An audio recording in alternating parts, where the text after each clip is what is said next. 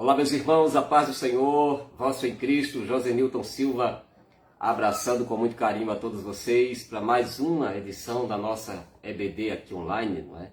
Nós louvamos a Deus pela vida dos professores, superintendentes, pastores de forma geral.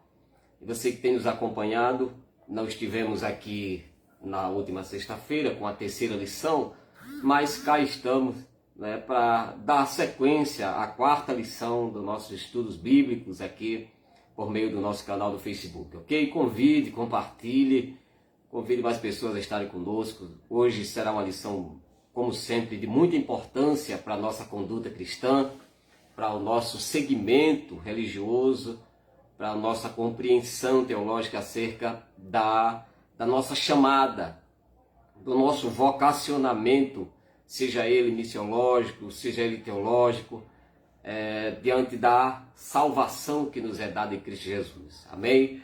Nós louvamos a Deus, sejam todos bem-vindos em nome de Jesus. Pois bem, a nossa quarta lição tem por título Paulo, a vocação para ser apóstolo. É o tema da nossa lição de hoje, Paulo, a vocação para ser apóstolo. A lição passada, certamente você estudou sobre a conversão de Saulo. Saulo, aos 28 anos de idade, em média, veio a encontrar-se, ou ter um encontro com Deus, né? Haja visto, Jesus foi até a ele, e assim começa a peregrinação deste homem que aos 28 anos de idade se converte, se morre aos 64, a gente tira os 14 anos que o apóstolo ainda, após a sua conversão, ainda espera para realmente de fato atuar. Nós vamos ter aí em média 22 anos, 23 de ministério do apóstolo, e nós louvamos a Deus por essa grande figura, certo, da Bíblia Sagrada, que marca realmente de fato um divisor de águas entre a pregação do Evangelho, a exposição da fé cristã aos gentios. Paulo, a vocação para ser apóstolo. O primeiro ponto da nossa lição, onde nós vamos tratar, é o ponto de partida para a vocação de Paulo. Neste ponto, nós vamos estar tratando aqui sobre a chamada e presciência divina, o ministério do Espírito, e Deus mudou o nome de Saulo para Paulo. No segundo ponto da nossa lição, nós vamos estar estudando sobre uma vocação efetivada pelo Cristo ressurreto. Isso implica em Saulo viu o esplendor glorioso do Cristo ressurreto. Em um subtópico 2, uma vocação inevitável para o apóstolo entre os gentios. E 3, a vocação mudou o rumo da vida de Saulo. No ponto 3 da nossa lição, nós vamos estar estudando sobre a vocação de Paulo e o aprendizado no deserto. Isso consta a ida para o deserto, as lições do deserto e mais lições do deserto, ok? Texto áureo da nossa lição de hoje está escrito em primeira carta de Paulo aos Coríntios, capítulo 1 e versículo 1, onde está escrito: Paulo, chamado pela vontade de Deus para ser apóstolo de Jesus Cristo. A verdade prática está escrito: Deus chama pessoas para realizar grandes feitos no reino divino. Amém. Glória a Deus. Nós, partindo desse pressuposto de que associada a Paulo está aqui duas palavras que nos traz uma realidade para a nossa vida cristã. Uma delas é a palavra vocação. A palavra vocação. Quantos de nós não já ouvimos a palavra vocacionado, vocação, vocacionar? Como substantivo feminino, vocação vai implicar numa tendência, numa aptidão para a inclinação à realização de uma atividade, seja ela profissional, seja ela religiosa. Isso no âmbito da simplificação da palavra no nosso português. Etimologicamente, vocação vem do grego, né? Vocare, que tem um significado de chamar ou convocar, né? Chamar ou convocar. Essa linhagem, ou essa linguagem espiritual teológica, ela vem implicando em dois tipos de vocação ou de chamada. Porque a palavra vocação e chamada, ela deve ser entendida como uma só. Chamada e vocação é uma palavra só. E na Bíblia Sagrada, dentro dessa linha teológica, essa chamada ou essa vocação, ela gira em torno de dois âmbitos. Uma chamada vocação geral e a outra chamada vocação específica. Olha que nós estamos falando aqui de vocação para depois entrarmos no apostolado de Paulo. Tá? O título da lição é Paulo, a vocação para ser apóstolo. Então, estamos tratando aqui de vocação. Então, a primeira linha de vocação, que vem da linguagem latim, né, é a chamada vocação geral. Essa é feita de forma independente de dons, talentos, habilidades e de preferência de cada um. Essa é independente disso aí, tá? Essa é a chamada vocação geral ou universal, ou vocação comum, tá? E a outra vocação é a chamada vocação específica. Essa é aquela que acontece no tempo e no espaço. E aí se refere-se tempo quanto vontade de Deus atuando sobre a hora, o momento, e espaço quanto lugar. Esta é específica, essa sim leva em conta os dons, os talentos de cada um, bem como as tendências e preferências e como elas se harmonizam dentro dessa chamada. Foi o que aconteceu com Paulo, né? Tanto a vocação ou a chamada comum, geral, universal, tá? Aconteceu sobre ele, como acontece com você e comigo, como também a vocação, a chamada específica, tá? Então, dentro dessa chamada específica do apóstolo Paulo, o Senhor, como na tua vida e na minha, ele vai levar em conta sim, certo? É tudo que na chamada comum não leva, que é os dons, talentos, as tendências, as preferências, as aptidões, certo? Harmonizadas dentro de um contexto. Foi isso que aconteceu com Saulo, né? Saulo vivia todo um contexto social, religioso, espiritual. Saulo vivia todo um âmbito de estrutura e construção, desde familiar a social, e tudo isso foi levado em conta para que Deus olhasse para ele e levantasse aquele homem dentro de uma chamada específica para levar o evangelho aos gentios, certo? Então, a vocação, Paulo tinha, certo? E recebeu, lógico, essa vocação para ser apóstolo. A palavra apóstolo, de apóstolos, né? É o mesmo que enviado, comissionado. Era alguém que, na figura simples da palavra, na denotação simples, é alguém enviado para representar alguém que vai em nome de outro, levando uma mensagem de outro.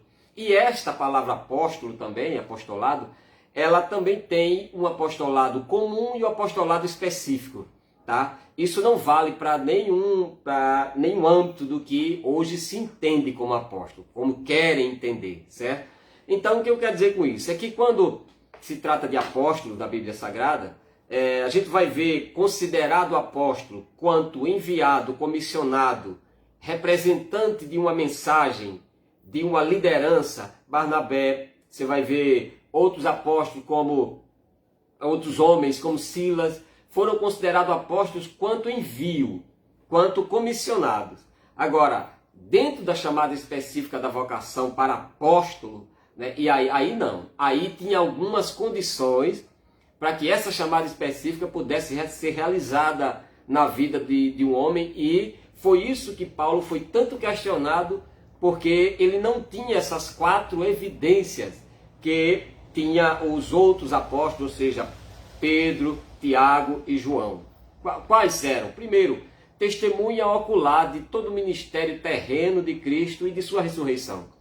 Saulo não era testemunha ocular do ministério terreno de Jesus e nem de sua ressurreição. E isso foi um grande conflito, né, que ele teve que passar por isso para que pudesse provar, né, a autenticidade da sua chamada. Para ser apóstolo, né, e aí só os 12 foram, né, este precisaria ter sido instruído diretamente por Jesus. E assim como Paulo foi, assim como João, assim como Pedro, como Tiago, estes foram diretamente instruídos por Jesus e era uma condição para ser um apóstolo, tá? E por isso que hoje não existe mais essa ideia de apóstolo enquanto liderança da igreja. Quando Paulo escreve aos Efésios, instituindo os 5 ministérios, né, ele coloca apóstolo como um ministério que Cristo confiou à igreja. E esse ministério de apostolado que Paulo estava tratando, ele ainda defendia o ministério dele como apóstolo, mas não estava empregando uma doutrina que um viria depois dele para serem apóstolos. Então isso é que entra num conflito, né, teológico aí e erro, né?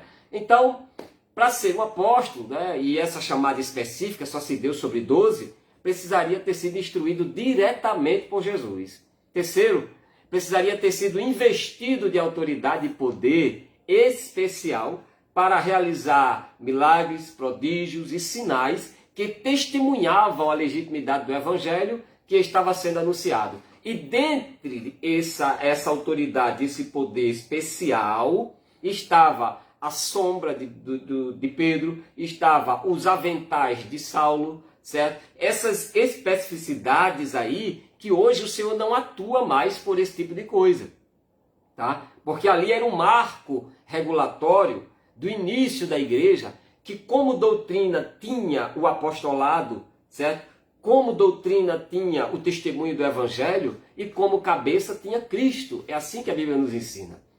A nossa doutrina é firmada na doutrina dos apóstolos, dos profetas, tendo Cristo como cabeça e o evangelho como centro de tudo, certo? Então, para ser contado como apóstolo, entre aqueles 12, era preciso passar por esse crivo, ter sido investido de dar autoridade ou de autoridade e poder especial para realizar milagres, prodígios e sinais que testemunhassem do evangelho. E por último, era considerado um apóstolo aquele que tivesse recebido a comissão para exercer o apostolado diretamente da parte de Deus, tá? Era um apóstolo aquele que tinha sido testemunha ocular de morte e ressurreição, tinha sido instruído diretamente pelo próprio Jesus durante os 3 anos e alguns meses de ministério, tinha que ter sido investido de autoridade e de poder especiais para realizar tais tipos de milagres, prodígios e sinais, e tinha que ter recebido a comissão para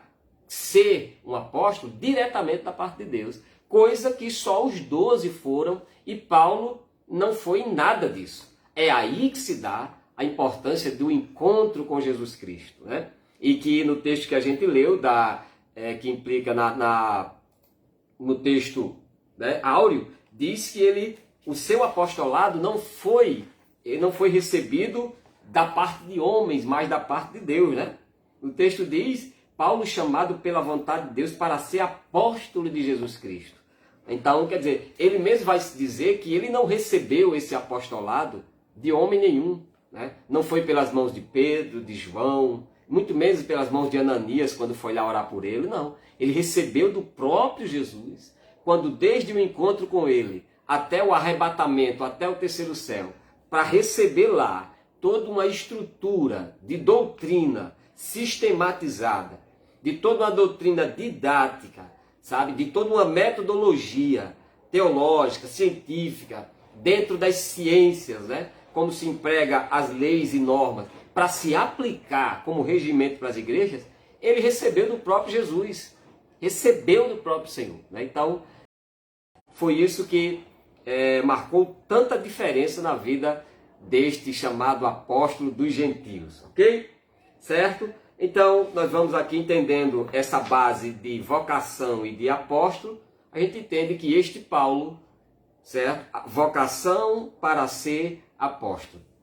Ou seja, ele tinha da parte do Senhor, recebeu da parte do Senhor, foi investido, comissionado, certo? Foi testemunha da aparição de Jesus Cristo, agora glorificado, ressurreto, porque o Jesus apareceu a ele no caminho de Damasco. Ele não foi testemunha ocular de um Cristo que apareceu por mais de 40 dias, a mais de 500 pessoas em Jerusalém, mas foi testemunha de um Jesus que apareceu glorificado, certo? De forma particular, certo? Em que só ele percebeu no caminho de Damasco, ok?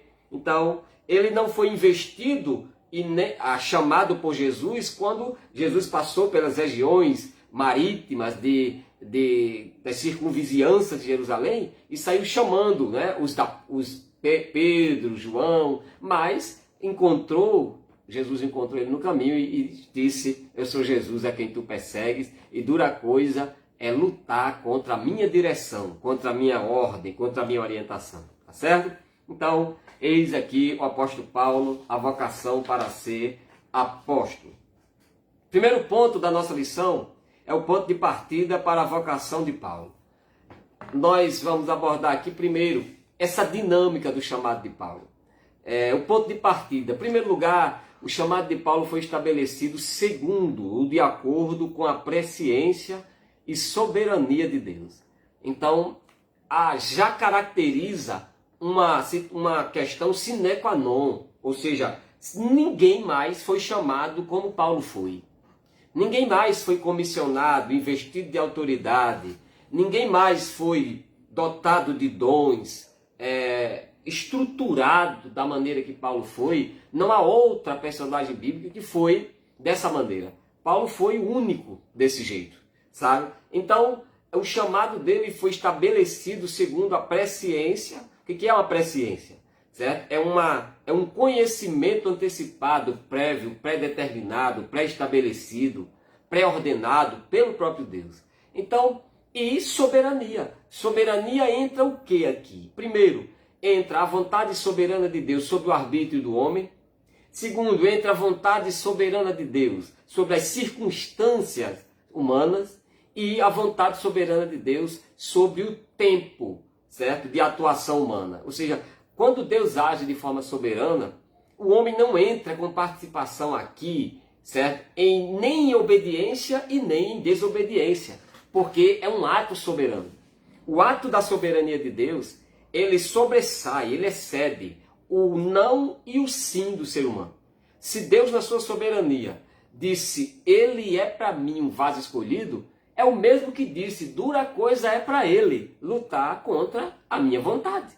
Porque entra aí não apenas a presciência, mas a soberania. E aí Deus desconhece o arbítrio e as circunstâncias e o tempo, né? O sim e o não do homem ficam aquém. Ou seja, isso entra aí a questão da soberania de Deus, entendeu? Certo? Então, Atos 9,15, Deus o separou para um propósito especial. O chamado dele foi feito antes mesmo que ele soubesse. Antes mesmo que Paulo soubesse. O chamado dele já havia sido feito, né? É tanto que Deus veio revelar isso a Ananias 3 dias antes, certo? De anunciar a Saulo a esse chamado. É tanto que o Senhor encontra com Ananias e diz, olha, vai porque ele é para mim um vaso escolhido.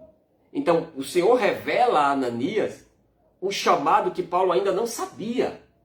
Certo? Isso tem um princípio muito grande, irmão. Isso tem uma coisa soberana, linda aqui. Certo? Deus tem um chamado com a sua vida. Muitas vezes você não nota isso porque ainda não se evidenciou, ainda não aconteceu. Paulo passou 14 anos para que pudesse então entrar dentro de um cenário de 3 viagens, para pouco mais de 20 anos de ministério, dentro de quase 40 anos de chamada. Mas foi evidenciar isso esperando 14 anos, certo? E isso só depois foi que ele foi, entrou dentro de um cenário para 22 anos em 3 viagens que ele fez e uma última 4ª viagem para ser morto, né? Então, dentro desse contexto a gente analisa e pode aplicar aqui que se, como estamos dizendo, a chamada de Paulo foi revelada antes mesmo que ele soubesse, se deu, melhor dizendo, foi feita antes mesmo que ele soubesse. Ou seja, e outro soube primeiro. Ananias soube primeiro. Jesus disse para Ananias, ele é para mim um vaso escolhido, vá lá, né? Eu vou mostrar para ele 3 coisas. Primeiro, o que ele é para mim um vaso escolhido.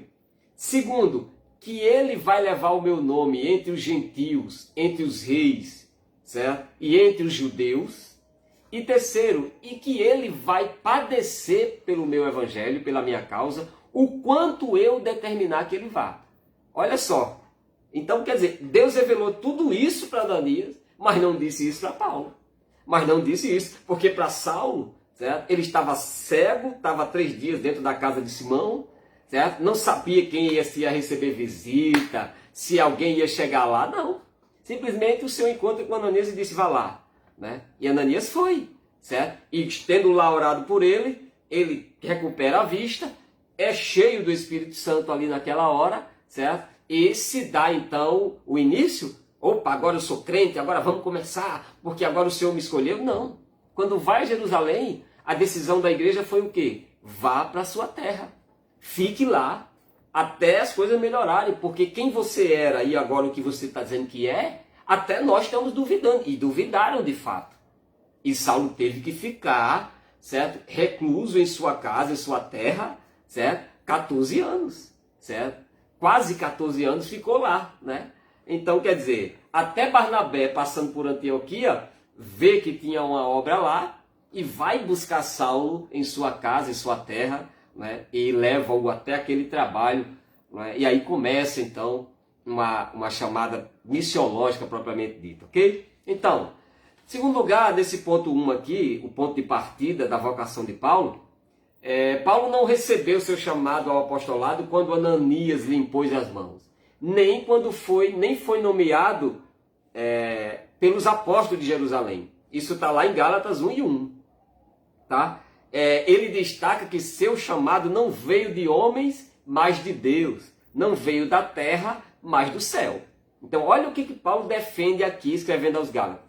Que o seu apostolado, primeiro, ele foi confidenciado, feito, revelado, antes mesmo que Paulo soubesse. Segundo, não foi feito, certo? Não recebeu o seu chamado de apostolado das mãos de Pedro, nem de João, que eram os pais da igreja, nem de Tiago, e nem também do presbítero Ananias, quando entrou lá naquela casa. Não se deu o apostolado que Paulo recebeu aí. E o que se dá como apostolado aí, certo? Essas 4 coisas que a gente falou agora há pouco, né? Essa graça da testemunha ocular do ministério terreno de Cristo, que Paulo não teve, mas o Senhor o aparece. O ser instruído diretamente por ele, e aí é onde o Senhor leva Saulo, ou Paulo, até o céu, e lá lhe dá instrução, revela tudo o que Deus quer a ele, certo? Investiu de autoridade específica para ele realizar sinais, prodígios, milagres, certo? Que a homem nenhum foi dado mais fazer, tá? E Paulo fez coisas que nós não vamos fazer, porque foi um marco no início, certo? Regulamentador da igreja, e recebeu a comissão do próprio Jesus quando diz para ele, né, que ali ele estava sendo enviado, tá certo? Então, não recebeu, como ele bem disse aos Gálatas, eu não recebi o apostolado das mãos de homens, mas de Deus. Não veio da terra, mas do céu. Era Paulo fazendo aí uma declaração dizendo: a minha chamada, o meu apostolado, certo? O meu comissionamento não veio da igreja em Jerusalém. Veio do próprio céu, veio do próprio Deus. Foi Deus quem assim o fez. Porque até pelos pais da igreja criou-se aquela identidade de rejeição, né? Duvidando do testemunho, enfim, uma série de coisas. Ok? Partindo aqui, um ministério na plenitude do Espírito Santo. Depois de passar pela experiência do novo nascimento, Paulo recebeu a plenitude do Espírito Santo, isto é, foi batizado no Espírito Santo. Esse passo a passo desse chamado de Saulo aqui, dentro desse ponto 2, desse subtópico. O encontro com Jesus Cristo, o novo nascimento, Atos 9, né? Já se dá no encontro com Jesus, certo? Foi batizado com o Espírito Santo, ou seja, isso se dá nessa plenitude que a Bíblia fala aqui do Espírito Santo. E terceiro, revestido do Espírito Santo, o ministério de Paulo fluiu com grande poder e graça. Um ministério marcado com pregações poderosas, curas, sinais, prodígios e maravilhas. Aqui está 3 passos poderosíssimos para todo crente, certo? Ser um enviado por Deus, ou ser chamado por Deus, vocacionado por Deus, precisa passar por esses 3 passos aqui. Primeiro, um encontro com Jesus. para Paulo ter sido comissionado como apóstolo, como crente, enfim, ele precisaria ter um encontro com Jesus. É lógico que o encontro dele com Jesus foi de uma maneira como nenhum outro teve. Nenhum outro teve. Nem o apóstolo João, na ilha de Patmos, quando viu o próprio Cristo, ele o viu na eternidade, em um corpo glorificado, em que o Senhor o arrebata e lá o revela as coisas excelentes. Saulo não. Saulo viu em seu corpo físico, viu a etérea figura do Senhor Jesus Cristo. Então, tirando essa questão sine qua non aqui, ou seja, ímpar, uma coisa que não houve outra, certo? Para que se tenha um chamado cristão, uma vida cristã, dentro de um envio missionário, dentro de um comissionamento profético, certo? É preciso primeiro um encontro com Jesus. Se não tiver, nunca vai ser enviado por ele. Se não tiver um encontro com Jesus, não vai ser a igreja dizendo vá que vai ter sucesso. Não vai ser a igreja dizendo pode ir que vai ter vitória. Não vai. Segundo, é preciso ser cheio, pleno do Espírito Santo. É como Paulo foi, certo? Lá em Ananias, Atos 9, 17, 18, lá no Atos dos Apóstolos, né?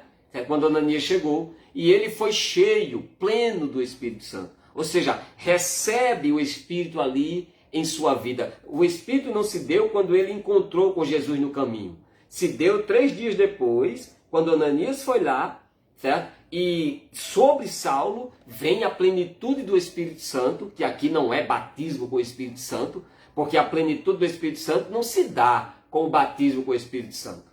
Isso é uma doutrina romantizadamente pentecostal, tá?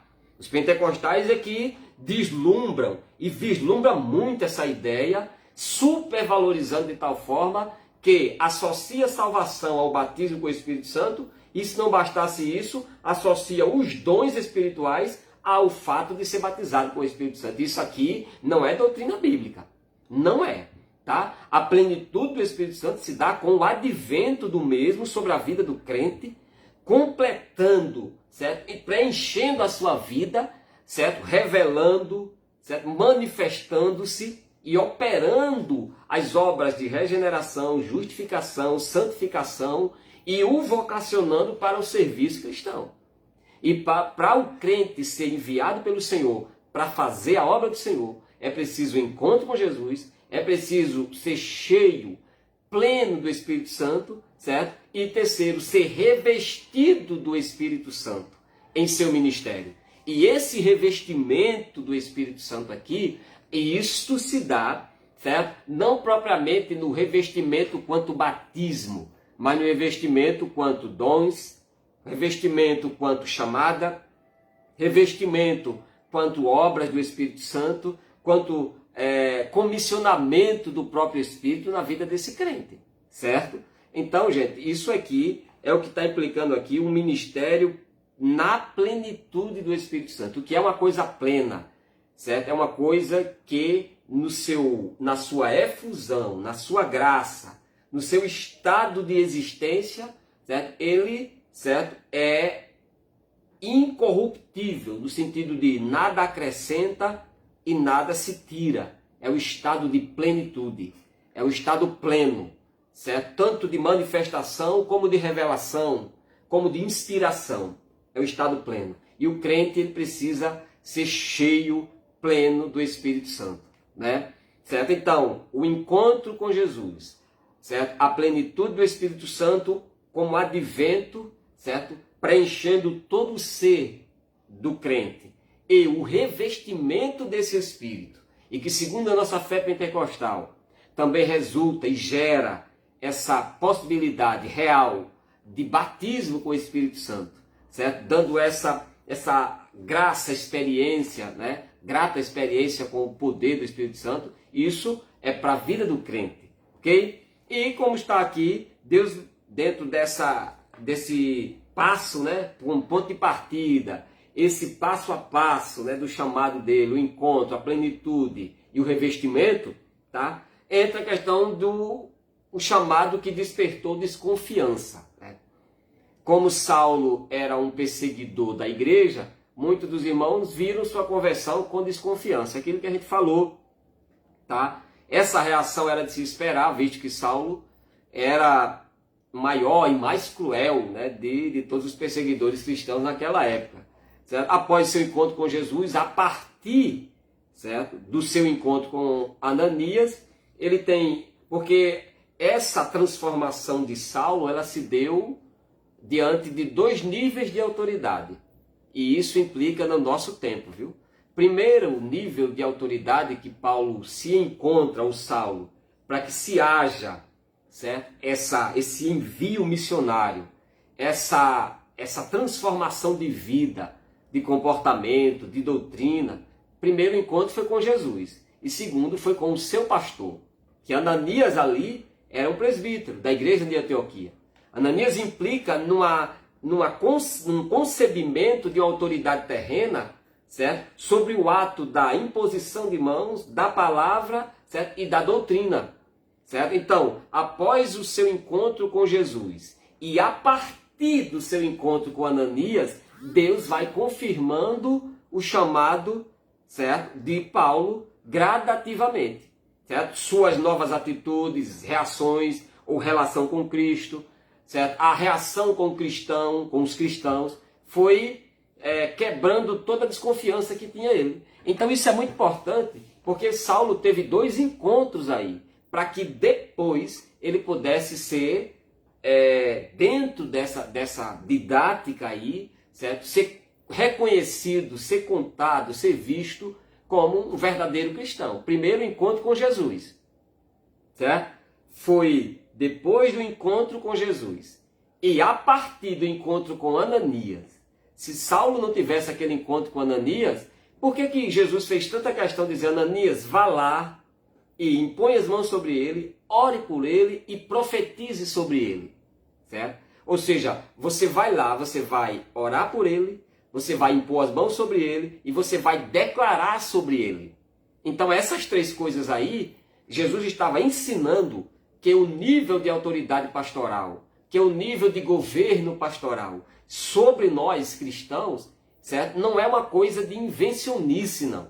O Senhor, ele mesmo disse, e o Senhor não chamou qualquer um para ir lá. O Senhor falou com Ananias. E quem era Ananias? Ananias era um presbítero. Ananias não era uma outra pessoa, senão um pastor, um membro, certo? De governo eclesiástico.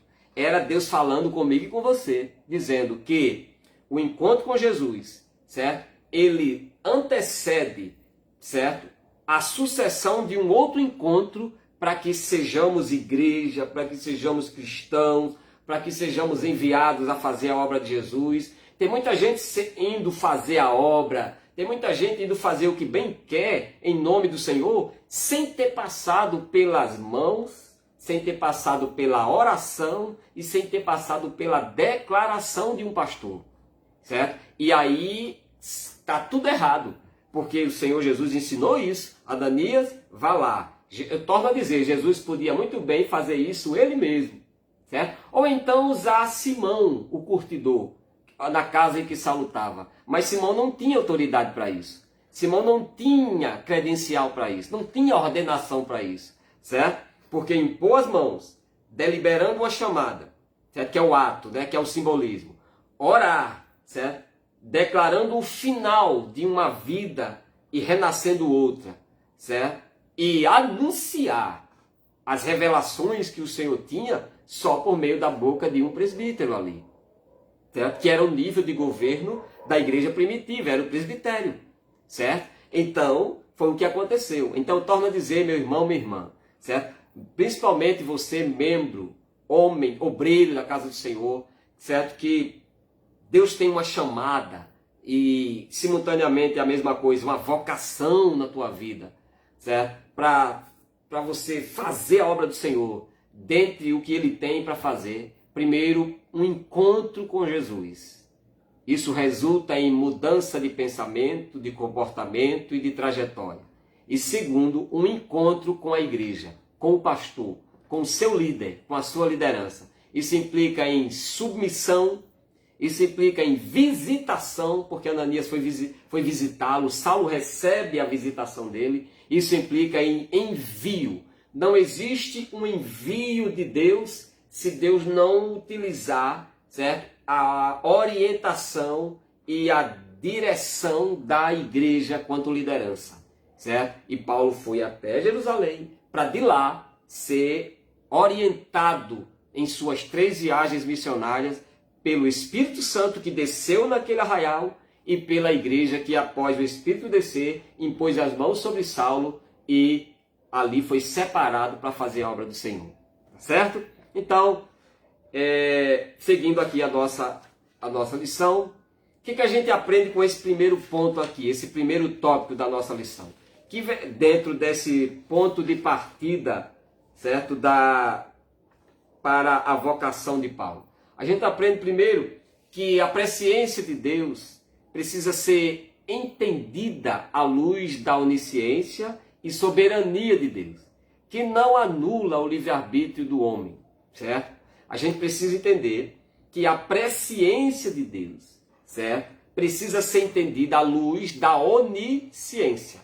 Presciência, conhecimento prévio sobre algo. Onisciência, conhecimento total, conhecimento pleno sobre algo. Dentro da onisciência de Deus está a presciência, certo? E essa presciência, em Deus, ela atua soberanamente sobre a vida de quem Deus quer atuar, tá? E isto, dentro de sua vontade soberana, certo? Ela não anula o livre-arbítrio do ser humano, mas ela sobressai a esse livre-arbítrio. Ela não torna o homem um robô a ponto de dizer que não ou que não sim, né? Mas ela atua vencendo tanto o sim como o não, certo? Então, aprenda que todo ato soberano, certo? Ele atua sobrepujando, sobressaindo e excedendo a vontade, certo, do homem, seja ela sim ou seja ela não, certo? Então, a presciência de Deus, entendida à luz da onisciência, ela atua dentro da soberania de Deus, certo? E que não anula a vontade, o arbítrio do ser humano, certo? Quando Deus disse, Paulo é para mim um vaso, se Paulo dissesse eu não vou, ele ia do mesmo jeito, porque estava aí atuando uma coisa chamada de soberania, certo? Então, vamos lá. Segundo lugar, o que a gente aprende nesse primeiro ponto? É que considerando que o termo vocação tem também o significado de uma tendência, de uma habilidade, certo? De algo propenso a desenvolver algo, certo? Que leva o indivíduo a exercer uma determinada função ou missão, nós conseguimos entender com mais profundidade por que Deus escolheu e chamou Saulo para o ministério apostólico. Por que será que o Senhor, dentre tanta gente, olhou para Saulo e disse, esse aí é escolhido, eu escolhi ele no meio de um bocado de gente. É lógico que pegando o significado da palavra vocação, que tem a mesma ideia de tendência, certo? De habilidade, de construção sobre si, de conhecimentos individuais, habilidades. O Senhor olhou para Saulo, toda aquela estrutura que ele tinha, e viu, esse aí é alguém que eu vou levantar, porque ele reúne nele condições, capacidades, ele reúne nele habilidades, certo? Que levam-o a exercer tal função para o que eu quero. E aqui entra uma coisa que eu gosto sempre de dizer. Deus não chama ninguém despreparado, Deus não chama ninguém, certo, incapacitado, Deus não chama ninguém, certo, desfavorecido, tá, de condições, para que possa realizar o que ele quer. Viu? Sabe aquela frase? Deus não chama os capacitados, Deus capacita os chamados, né? Uma filosofia assim, ó, de primeira, né? Mas eu digo para você que Deus só chama capacitados. E Ele capacita este capacitado com a capacidade espiritual que este ainda não tem para desenvolver a chamada específica que Deus tem. Existe a chamada específica e a chamada geral. Chamada geral é uma chamada que compreende toda a nossa chamada cristã, toda a nossa chamada vocacional. Mas a chamada específica esta o Senhor não tem com todos. Aí entra a questão da soberania, certo? De Deus. E é o que a gente aprende aqui. Considerando isso, a gente consegue entender com mais profundidade por que Deus escolheu e chamou Saulo para determinado ministério. Porque este Saulo reunia condições para atuar entre os gentios, entre os judeus que estavam dispersos, tá? E entre os reis. Ele reunia condições para atuar em todas essas áreas. Pedro não, Tiago também não, João também não. Mas Saulo tinha todas essas habilidades. E o Senhor quer usar as tuas habilidades, os teus conhecimentos.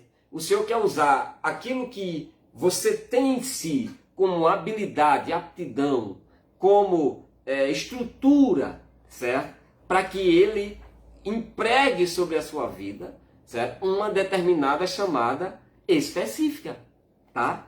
Terceiro lugar, o que a gente aprende nesse primeiro ponto? Nesse primeiro ponto, é que em se tratando da obra de Deus, sempre haverá pessoas com um chamado específico, certo? Sempre para uma missão específica.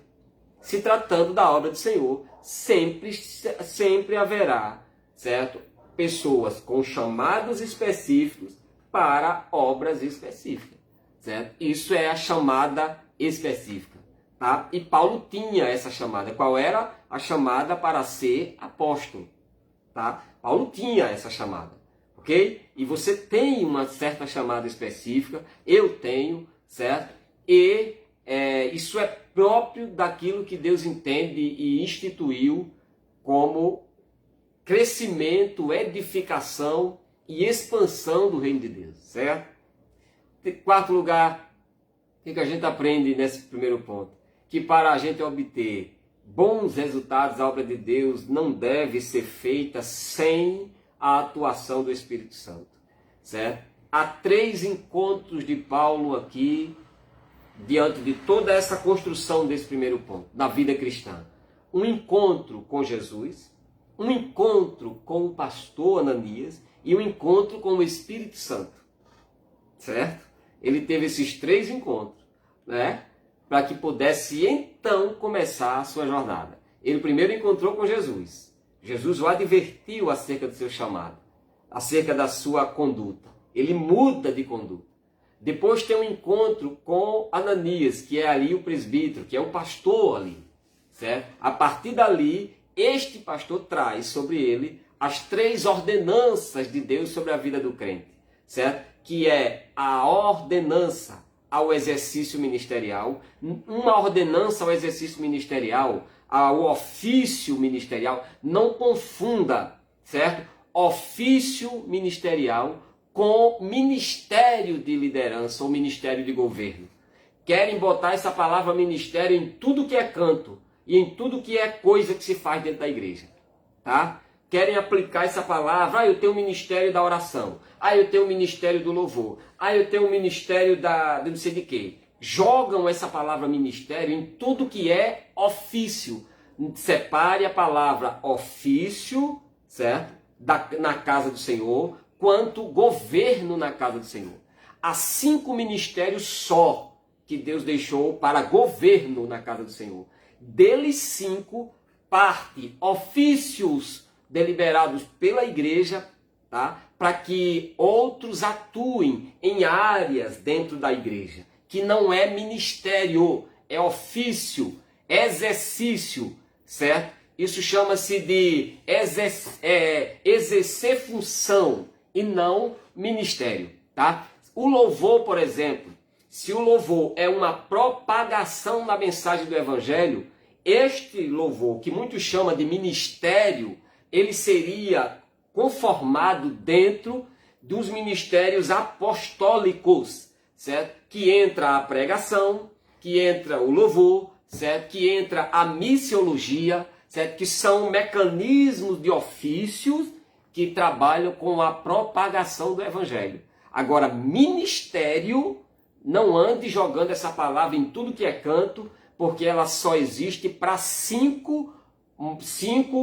pilares na igreja: pastores, doutores, evangelistas, mestres, né? Apóstolos, certo? Esse só, certo? Mas essa coisa de, o ministério disso, o ministério daquilo, fulano tem um ministério disso aqui, certo? Fulano tem um ministério, aí criou-se ministério disso, ministério daquilo, aí pronto, banalizou a palavra ministério. Não confunda, para encerrar esse parênteses aqui e entrar no tópico 2 da lição, não confunda ofícios, certo? De exercícios, ou exercícios de ofício na igreja, com, certo?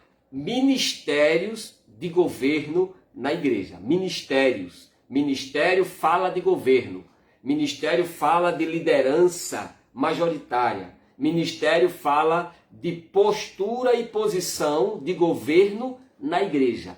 Certo? Então, se alguém fulano chegar para você e disser, eu vejo que a irmã tem o ministério da oração. A irmã diz, aí você diz, não, irmã, não diga isso não. Assista no YouTube o vídeo do irmão Josenilton, está lá gravado, a lição número 4, vai falar um pouquinho sobre ministério. Ok? Vamos lá. Certo? Que ministério, oração não é ministério. Certo? Então, aprenda isso. Louvor não é ministério. Tá? Certo? Tudo que for de ofícios dentro da igreja, certo? Não tenha isso como ministério. Pregação, ministério da pregação, isso foi criado, gente, de uns anos para cá. Essa coisa, eu tenho o ministério da pregação. Você tem a chamada, você tem o ofício da pregação, é diferente. O ministério é o do pastor, do evangelista, é o do doutor, do mestre, certo? É o do apóstolo, certo? O ministério entra a questão do presbiterato, certo? E não de ofícios, certo? Ponto final aqui. Vamos lá, segundo ponto da lição, certo? A gente fala sobre uma vocação efetivada pelo Cristo ressurreto, certo? Essa vocação de Paulo, ela foi efetivada pelo Cristo e pelo Cristo não messiânico, mas pelo Cristo glorificado, ressurreto, certo? Não foi apenas pelo Cristo ressuscitado, foi pelo Cristo ressurreto, certo? É uma expressão que associa a ressurreição à glorificação. Foi anunciada pelo Cristo ressurreto, certo? É para você ver como foi efetivada, né? Melhor dizendo, pelo próprio Jesus Cristo, de uma maneira como não foi através do Cristo quando estava entre os discípulos, né? Entre os apóstolos, certo? A confirmação do chamado de Saulo, certo? A ida para o deserto, né? Ou melhor aqui, Saulo viu o esplendor glorioso do Cristo ressurreto, certo? Um chamado confirmado pelo Cristo, houve uma gloriosa e real manifestação de Jesus para ele, certo? E que antes tinha certeza que Jesus estava morto, né?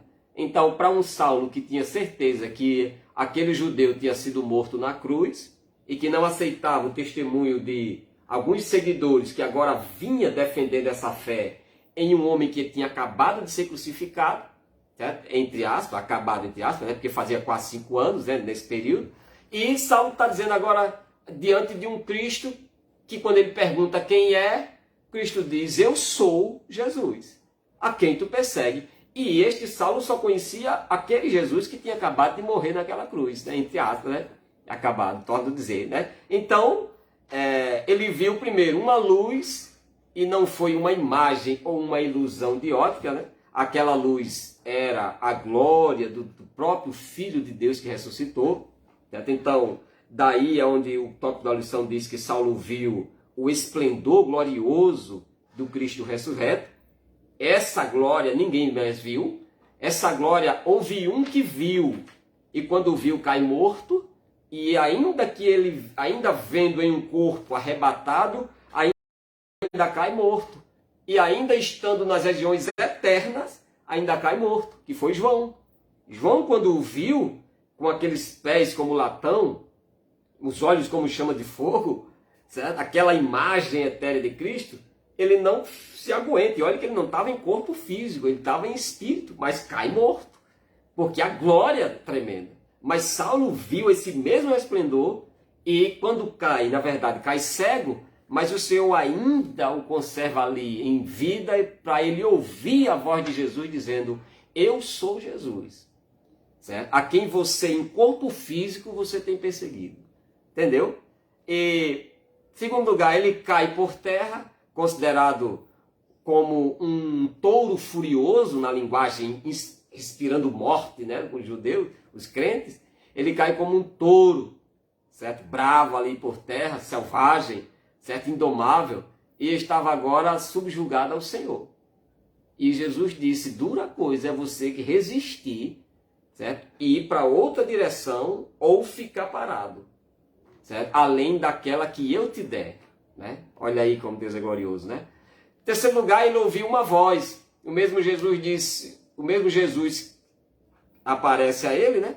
Que Saulo ficava furioso só de ouvir pronunciar, agora fala com o próprio Saulo com a voz poderosa aos seus ouvidos. O mesmo Jesus que Saulo não aguentava falar, vai diretamente falar com ele. E diz, olha, eu não mandei ninguém falar com você, eu mesmo vim. Quem é esse Senhor? Eu sou quem você não tem nem paciência de ouvir falar, eu sou ele.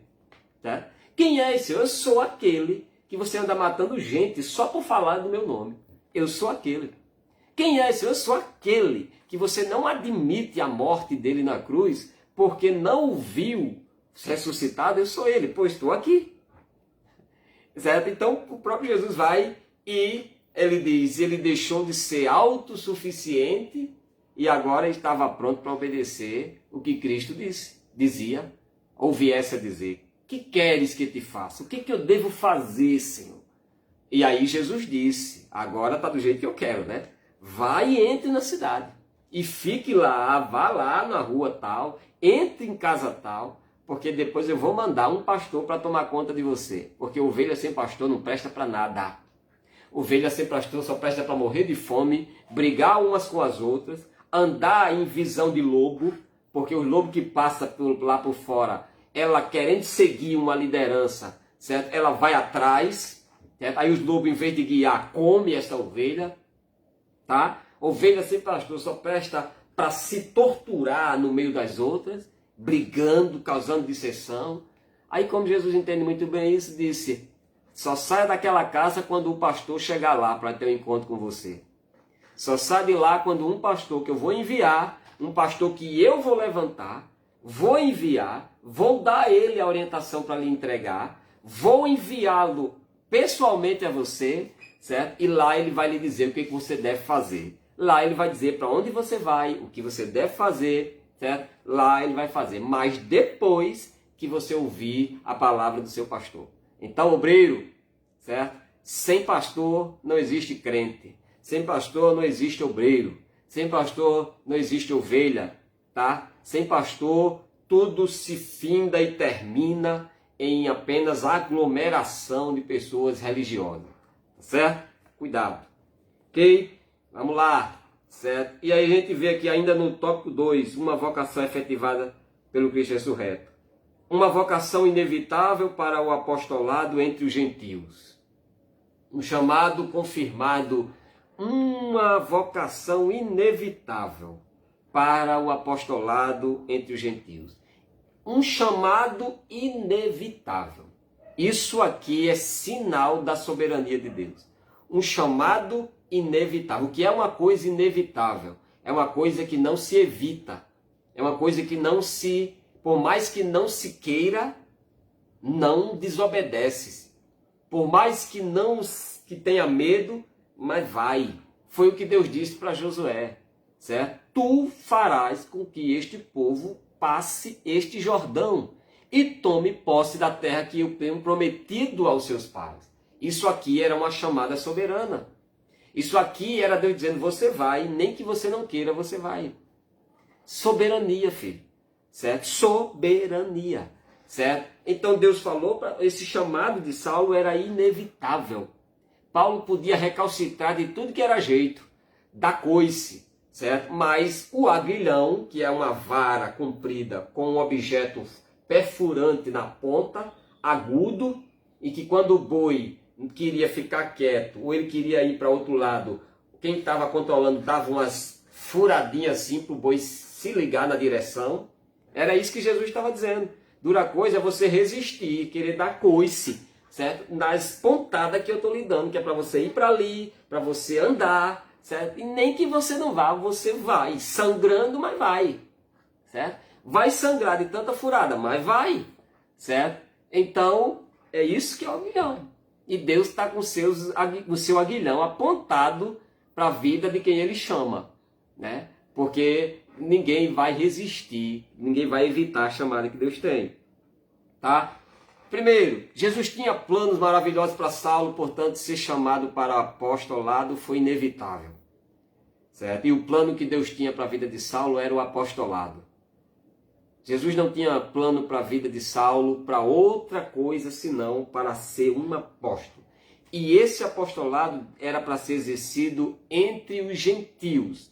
E dentre esses gentios, o Senhor o levaria à presença de reis, à presença de governadores, certo? Para que este evangelho alcançasse as mais altas esferas do povo gentil, certo? Então, Paulo tornou-se embaixador de Cristo, pregador, certo? Destemido do evangelho, principalmente entre os gentios, mas também entre os compatriotas e autoridades diversas. Paulo não foi só um evangelizador dos gentios. Paulo foi pregador também de judeus que estavam entre os gentios e que muitos, influenciados pelos gregos, pelos da Ásia, por alguns europeus, estavam se desviando até da sua lei e da sua cultura judaica. E Paulo lá, certo, também foi um pregador para estes, né, que também ali compreenderam de uma forma melhor o que seria graça, salvação, fé, igreja, dons, certo? Amor fraterno, enfim, certo? O próprio pecado como doutrina, certo? E esse chamado se deu nisso, o chamado entre os gentios para ser um apóstolo, certo? Paulo, apóstolo de Jesus Cristo, pela vontade de Deus, o apóstolo não foi ordenado em Jerusalém, nem por comissão de apóstolos, formada por Pedro, João e Tiago, ou por outros, né? Apóstolos de Cristo. O que prevaleceu foi a declaração de Jesus Cristo para Ananias. Ananias, vá, porque este é para mim um instrumento, um vaso escolhido, tá? Todos que passaram pelo concílio de Jerusalém, ali, certo, a liderança, receberam, certo, algum tipo de ordenança. Os 7 diáconos, todos passaram pela ordenação dos apóstolos. Quando foi levantado 7 diáconos para a igreja do Senhor, certo? Silas, Barnabé e outros foram levantados para missionar, para irem nas viagens missionárias, e dentro do chamado geral do apostolado e da vocação geral, foram representantes apóstolos dessa liderança. Mas Saulo não, é como a gente falou, Saulo foi uma chamada recebida do próprio Deus, comissionada, efetivada, direcionada e, certo, a partir da declaração que Deus fez para Ananias. Um chamado confirmado pela sua mudança de vida, tá? A vocação mudou o rumo de vida de Saulo, certo? Mudou. O primeiro impacto do encontro com Jesus ressurreto e a operação da graça salvadora, certo?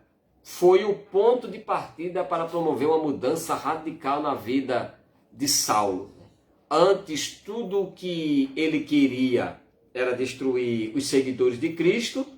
No entanto, seus maus propósitos foram mudados e de perseguidor passou a ser perseguido. Verdade? E suas atitudes de devoção e piedade a Cristo são visivelmente notadas por todos. Então, esse chamado confirmado pela mudança de vida foi de fato uma mudança radical, certo? Foi uma mudança brusca. Foi uma mudança assim que não houve rejeição, nem houve resistência, tá? Não houve uma espécie, vamos dizer aqui, de relutância, entendeu? Houve um momento da vida de Saulo quando ele viu que estava tão pesada, e olha que foi no início logo, em que ele por 3 vezes orou para que aquele tal espinho fosse tirado dele, aquela dor que ele sentia, que ele associou isso a um envio de um mensageiro de Satanás, e que como resposta de Deus foi: Saulo, Saulo, a minha graça te basta, tá? E o meu poder se aperfeiçoa nas fraquezas. Aí ele entra com um princípio de doutrina e ele concorda com aquela palavra do Senhor e não reluta ao dizer que se nas minhas fraquezas o poder de Deus se aperfeiçoa, e não era fraqueza como pecado, viu? Fraqueza aqui não é, certo, a prática do pecado involuntário. Fraqueza aqui não é o exercício da natureza do pecado ativo, o tornando desistente da vontade de Deus. Não. Fraqueza aqui é a sensibilidade, certo, absorvida pela realidade da supremacia do chamado cristão, que a gente sente o peso. E Paulo, quando ouve essa palavra do Senhor, ele diz: se o poder de Deus, ele se aperfeiçoa nesse meu fraco corpo, nessa minha fraca natureza, então logo eu vou me gloriar nisso. Logo eu vou ter do que olhar para mim e não olhar pelo fato de eu ser usado, mas olhar e dizer: eu não tenho estrutura nenhuma para tamanho poder sobre mim. Mas esse poder, nessa minha realidade de fraqueza, ele é aperfeiçoado. Ou seja, a expressão aperfeiçoada aqui é que ele atua em desenvolvimento, certo? Crescente, abrangente, atuante na minha vida. Entendeu? Então, a conversão de Saulo não foi uma conversão que demore ou tempos para que ele deixasse tais tipos de prática. Não, foi absoluta. Foi uma coisa radical. Tá? Então, não houve um outro tipo de erradicação assim tão forte como houve na vida de Saulo. Porque para Pedro precisou de tempo para deixar certas práticas, né? Mas a de Saulo não. Saulo foi uma coisa, o próprio nome já diz, radical, certo? Então, a gente segue aqui entendendo o que a gente aprende nesse segundo tópico aqui. A gente aprende da nossa lição quando tratou aqui de uma vocação efetivada pelo Cristo ressurreto.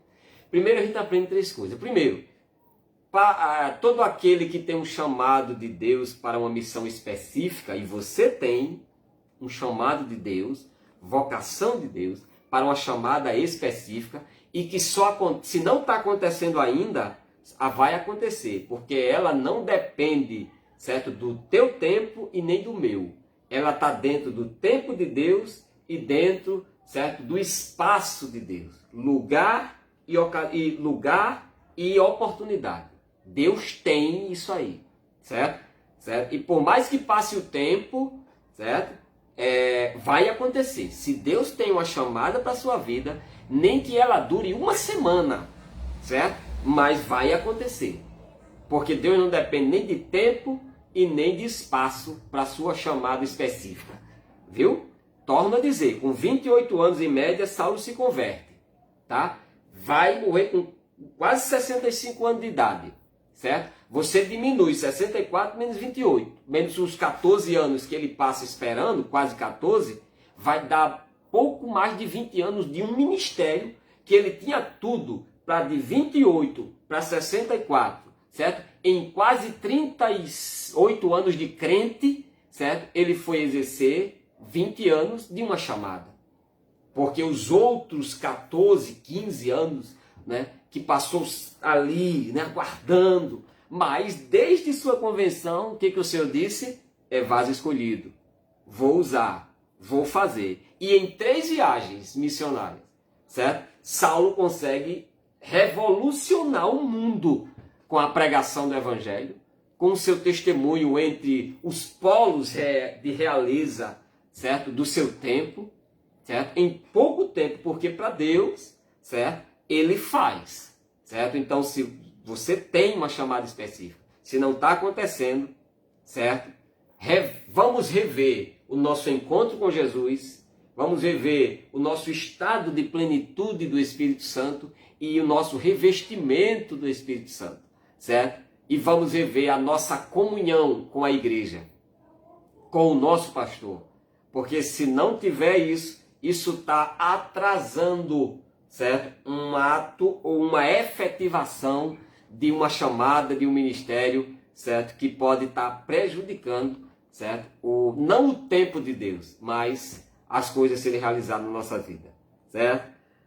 O que a gente aprende aqui?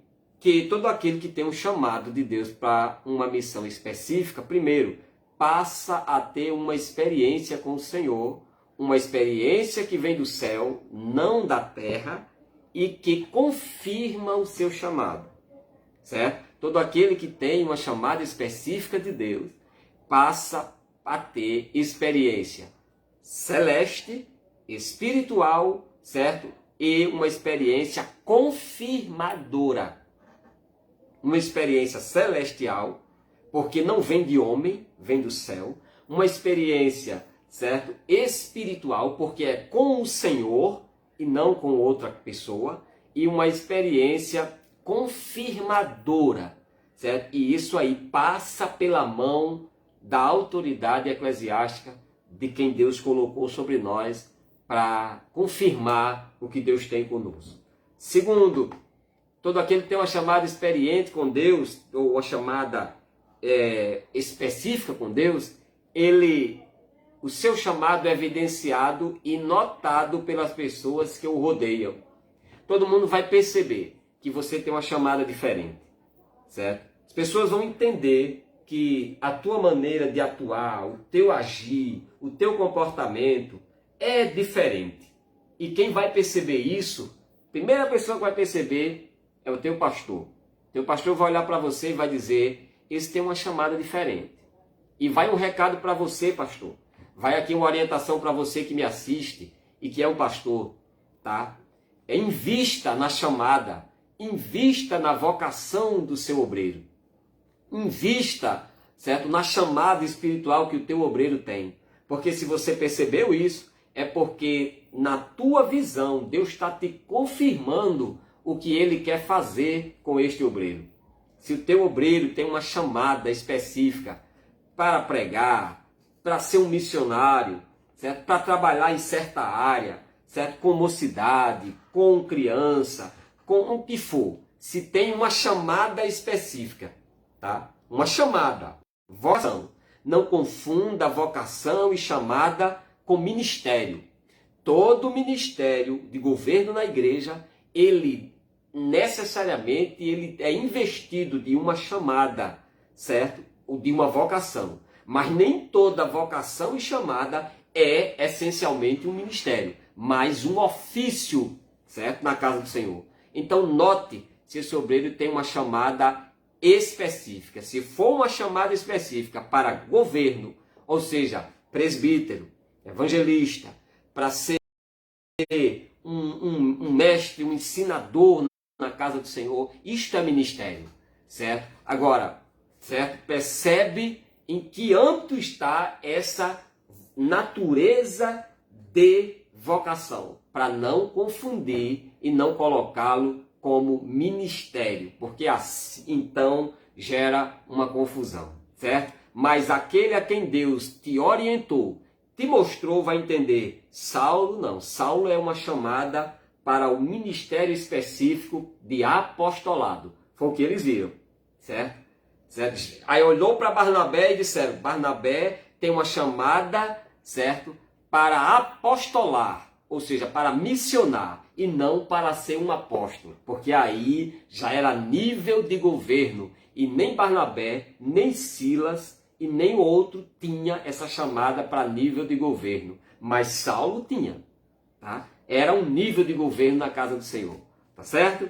Então, em terceiro lugar, todo chamado de Deus para com uma missão específica tem como evidência inicial a regeneração e o novo nascimento. Se não for, nem invente de dizer, não, esse aí tem uma chamada para ser um pastor. Rebelde desse jeito? Não tem não. Esse aí tem uma chamada para ser um presbítero, um diácono, certo? Precisando se converter dos seus comportamentos, das suas atitudes, então esse tem chamada para isso não, viu? Certo?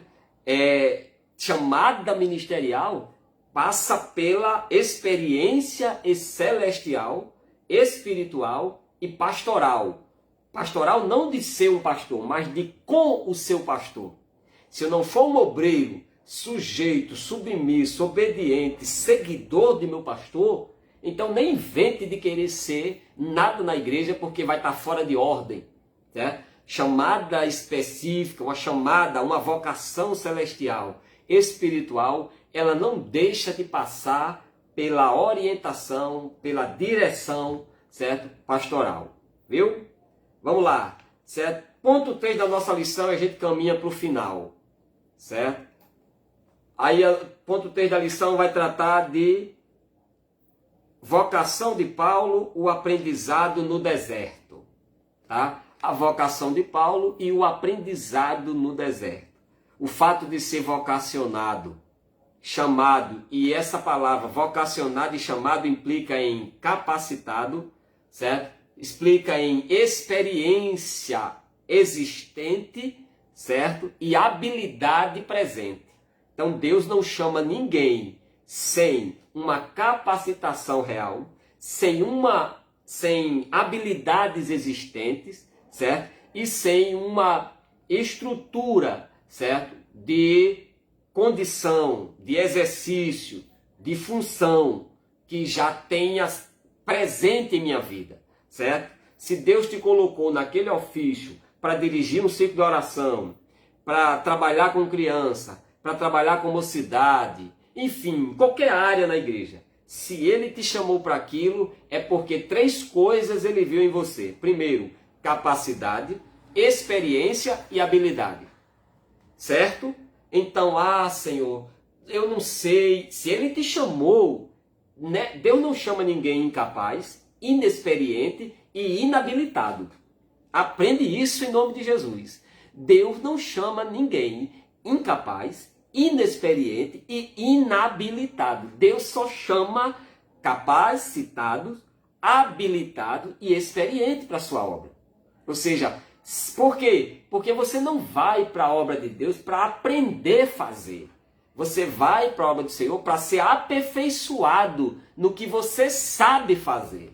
E essa parte do aperfeiçoamento é Jesus quem faz, é o Espírito Santo quem faz. Por isso é que Paulo disse, a nossa capacidade não vem de nós, mas de Deus. Que capacidade é essa que ele estava falando? A mesma capacidade que ele diz que se aperfeiçoa na nossa fraqueza. É o poder do Senhor. Tá? A vocação de Paulo e o aprendizado no deserto. Isso mostra que nós precisamos aprender. Certo? Dentro do que nós já sabemos como experiência, capacitação e habilitação, a gente precisa aprender. Aprender o quê? As coisas excelentes, inefáveis, as coisas transcendentais que só Deus tem para nos ensinar dentro da chamada. O preparo espiritual de Paulo, a ida de Paulo para o deserto. Logo após a sua chamada, Paulo partiu para o deserto da Arábia. Tá? Antes de iniciar seu ministério apostólico, ele precisava de uma preparação, certo? Silenciosa, austera, ou seja, ali em que subjugasse, certo? A sua arrogância, né? A sua condição de homem, certo? De comunhão com Deus e de reflexão, em um lugar onde fosse totalmente desconhecido. Deus leva Paulo para um lugar em que, certo? Deus prova Paulo no silêncio, certo? Na individualidade, na reflexão pessoal, na comunhão espiritual, certo?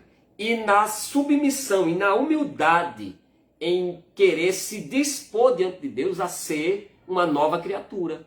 Então Deus leva-o para o deserto da Arábia, onde lá é um lugar totalmente desconhecido. Por isso que esse deserto que você possa estar passando aí, em que você diz assim, poxa, ninguém olha para mim, eu estou só nesse negócio, ainda por cima eu não sirvo para nada, certo? Até aquilo que eu achava que eu ia fazer na igreja, certo?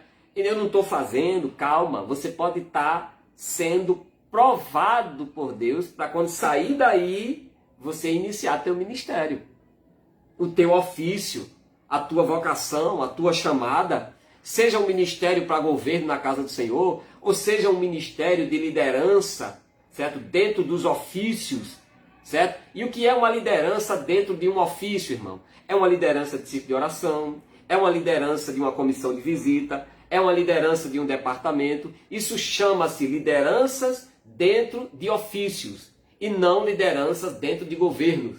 É diferente, certo? Então, eu estou nesse deserto todo, calma, você pode estar sendo provado por Deus ali, certo? Na preparação dentro do silêncio, da individualidade pessoal, certo? Da comunhão com Deus particular, dentro da reflexão pessoal, certo? E isso tudo no mundo do desconhecimento, do anonimato, né?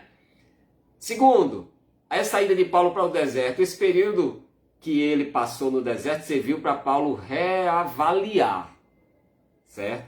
A si mesmo diante de Deus, suas crenças e convicções judaicas e aprofundar-se no conhecimento acerca de Deus. Esse deserto que Paulo passou serviu para isso, para Paulo se reavaliar, se autoavaliar. Dentro de quê? De suas crenças, convicções, ideologias, filosofias, princípios, regras, condutas que ele defendia, que ele defendeu por mais ou quase 30 anos. Certo? Se você pega a adolescência dele para trás, com 28 se converte, tu pega aqui quase 20 anos, Paulo, mais de 20 anos, Paulo defendendo essa conduta que ele tinha. E agora o Senhor leva para um lugar para ele reavaliar tudo isso. Segundo, leva um lugar para ele reavaliar, certo? Primeiro, as suas crenças. Segundo, reavaliar a si mesmo diante de Deus. Quem ele é agora. O que ele está se propondo fazer em obedecer à voz do Senhor. Quem o havia falado, certo, com ele. E terceiro lugar, para ele avaliar, se aprofundar no conhecimento de Deus. É isso que Deus tem conosco. Antes de nos efetivar no ministério, o Senhor nos leva a um estágio de reavaliação. Na nossa comunhão pessoal com Deus, nas nossas crenças e nas nossas convicções espirituais que a gente tinha antes, e no conhecimento aprofundado futuro para com Deus, certo? Então, nós vamos lá. Esse período passou a ser visto por Paulo dessa forma. Assim, ele se preparou para explicar seu chamado às lideranças da igreja, tá? Em Jerusalém. E está pronto para os confrontos, dúvidas, oposições e rejeições que vinham contra ele. Então, Paulo passou esse tempo todinho se preparando para apresentar a sua defesa do seu chamado, do seu apostolado, para se explicar diante do seu novo nascimento à igreja que estava em Jerusalém. E ele chega diante dos irmãos e diz: irmãos, eu estava indo a Damasco, recebi carta para ir perseguir, o Senhor me apareceu, e ele começa a se explicar, e com tanta profundidade que ele recebeu diante de Deus durante esse tempo, tá? Que todos chegaram a um consenso de dizer: realmente você é uma nova criatura. Realmente é uma pessoa transformada, certo? E o que as lições aprendidas por Paulo no deserto? Quais as lições que a gente aprendeu com o apóstolo Paulo no deserto? Primeiro, a simplicidade era a chave que abriria a porta do evangelho. Simplicidade. Paulo não foi com o egoísmo de dizer: olha, eu sou isso, eu sou aquilo, eu sou uma pessoa de uma alta posição. Não, Paulo foi simples.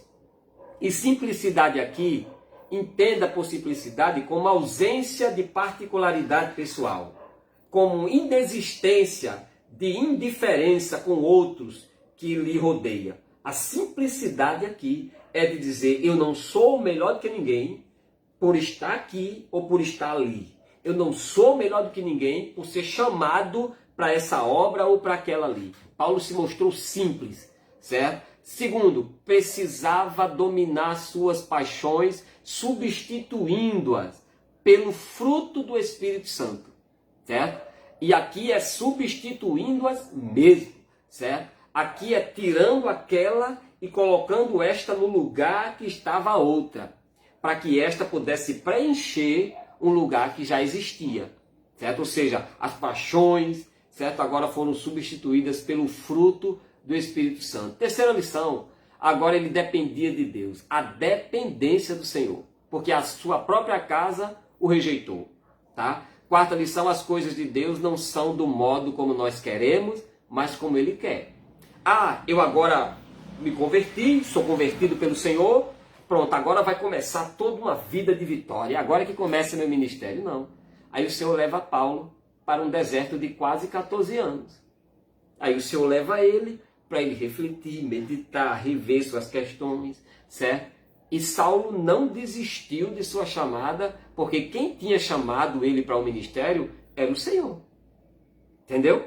Certo? E quando todo mundo pensava, Saulo morreu, Saulo se desviou, certo? Ah, ninguém mais viu ele por aqui, Saulo estava passando por aqueles estágios do deserto.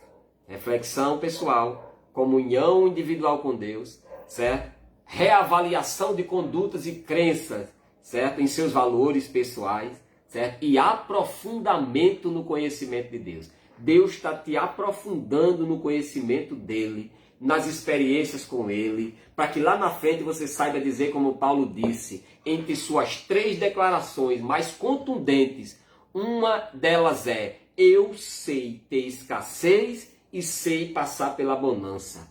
Tudo posso naquele que me fortalece. Certo? Paulo deu esta declaração. Certo? Então, vamos lá. O que a gente aprende no deserto com Saulo? Que a se despir de toda a filosofia e religiosidade legalista do judaísmo. Paulo desfez tudo aquilo que ele aprendeu com Gamaliel, o legalismo do judaísmo e das leis farisaicas, os seus costumes e suas filosofias farisaicas, certo? Saulo, ele despoja de tudo aquilo ali e diz, agora, a sua segunda declaração, agora não mais vivo eu, mas Cristo vive em mim. E a vida que eu vivo agora, eu vivo no Filho de Deus. Eu vivo no Filho de Deus. Então, quer dizer, certo? Então Paulo, ele se despe de tudo aquilo, né, que fazia as suas crenças daquela forma. E por último, o que Paulo aprende no deserto? A ser o líder que Deus esperava que ele fosse para expandir o seu reino. Paulo aprendeu lá a ser o que Deus queria que ele fosse. Paulo aprendeu lá a ser o que Deus queria que ele fosse. É Deus nos ensinando a ser o que Ele quer que nós sejamos. Para que a gente saia dali e apareça diante dos homens com autoridade para defender a tua salvação, para defender a tua nova vida com Cristo e a tua chamada com Deus, certo?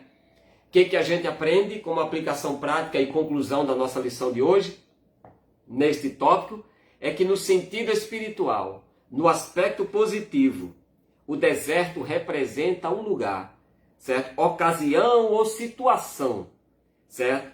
Em que Deus usa como uma pedagogia, ou seja, como um ensino metódico, metodológico e sistemático, certo? De uma ciência, de um ensino, de uma doutrina. Isso é que se dá em pedagogia, tá?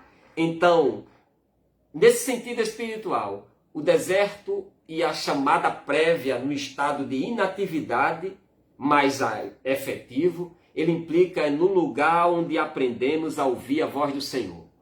Segundo, aprendemos a ser humildes, sendo removidas as camadas do orgulho e nos reenvolve, nos reveste nos bons momentos, né? Ou seja, com Deus, nas boas experiências. Aprendemos, em terceiro lugar, a confiar mais em Deus e na sua provisão, certo? E nos seus milagres. E por fim, certo? Nós, onde somos treinados para sermos instrumentos e instrumentalizados, né? Em sua obra, e muitos servos de Deus na Bíblia passaram pelo mesmo deserto, certo? Antes de ser chamado. Moisés foi chamado para 40 anos de um ministério, mas antes ele passou 40 anos sendo preparado, certo? Saiu de 40 anos para mais 40 sendo preparado, e com 80 é que ele foi para 40 anos de ministério, mas antes passou 40 anos sendo preparado. Elias, certo? Passou entre o seu período, certo? Entre um chamado profético, passou por desertos, passou por zimbros e cavernas, passou por vales para que pudesse, certo, ser chamado por Deus e continuar de seu ministério. Então, certo, João Batista passou por vales pelo seu deserto para que pudesse aparecer em um deserto e ser oficializado seu chamado por Deus. Então, a gente aprende com isso nessa lição. Paulo, chamado para ser apóstolo, ou a vocação para ser apóstolo. Que Deus abençoe, certo? Que a vocação, seja ela específica ou seja ela geral, que o apostolado de Paulo era um apostolado específico. Não existe outro apostolado como aqueles, certo? Entre os 12, e que Paulo foi contado como um dos tais, certo? Mas existe, certo, um comissionamento, um ofício apostólico, não o chamado ou a vocação, não o nível de governo, mas um ofício, certo? E o ofício se dá entre as práticas, certo? O ofício se dá entre as efetivações, certo? De práticas, seja ela no louvor, seja ela na pregação, seja ela, certo, no comissionamento missionário, certo? Que Deus tenha na tua vida, vai se cumprir, vai. E se o período está no tempo do deserto, você vai sair desse deserto com experiência, com mais habilidade, conhecimento, defesa pessoal, certo? Profundidade espiritual para defender a tua fé e a tua salvação, e ousadia para realizar a obra do Senhor. Deus abençoe. O vídeo vai para o nosso YouTube, Josenilton Silva. Compartilha, divulga, vai lá, deixa o teu like, que é muito importante, gente, para a nossa visibilidade ali, e que até a próxima sexta-feira, se Deus permitir. Deus abençoe, vosso em Cristo, Josenilton Silva, a paz do Senhor.